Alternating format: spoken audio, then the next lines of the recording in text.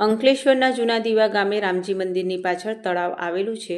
આ તળાવમાં ભારે વરસાદના કારણે આમળા ખાડીનું પ્રદૂષિત પાણી ભળી ગયું હતું। આમળા ખાડીનું પ્રદૂષિત પાણી તળાવમાં ભળતા અસંખ્ય માછલાઓ સહિત અન્ય જળચર પ્રાણીઓના મોત નીપજ્યા હતા।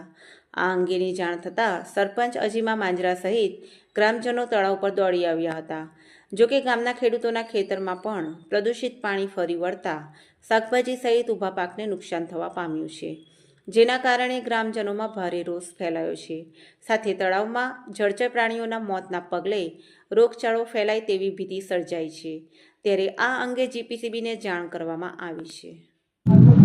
ગઈકાલે જે અમલા ખાડીનું પાણી આવવા પામ્યું છે જૂના દીવા ગામમાં તળાવના રૂપે, એમાં મતલબ આ જે પાણી આવ્યું છે કેમિકલનું જીઆઈડીસી કંપનીનું, એમાંથી સદંતર બધા માછલાઓ જમા પામ્યા છે। અને તમે જોઈ શકો છો અહીંયા પૂરી જગ્યાએ બધી જગ્યાએ માછલીઓ મરેલી પડેલી છે।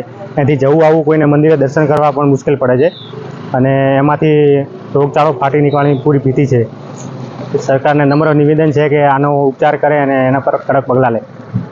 હું જૂના દીવા ગામની સરપંચ અજીમા ઇબ્રાહીમ માંજરા।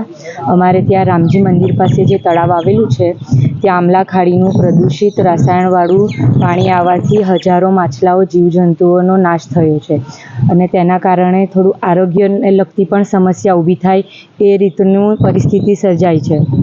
મારી વિનંતી છે જીપીસીબી અને આરોગ્યવાળાને મારી વિનંતી છે કે અમારા ગામમાં આવી અને અમારી સમસ્યાનો નિકાલ કરે। મારું નામ ઇબ્રાહીમ માંજરા છે। હું દીવા ગામનો ખેડૂત છું।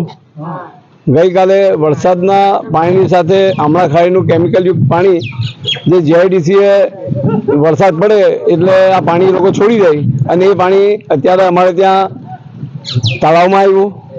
એનાથી ઘણી એવી મચ્છીઓ મરી ગઈ છે અને આ જ પાણી અમારા ખેતરોમાં પ્રવેશ્યું છે, તો ખેતરોમાં જે શાકભાજીના પાકો હતા એ પણ નાશ થયા છે। શેરડીએ નુકસાન થયું છે અમારું।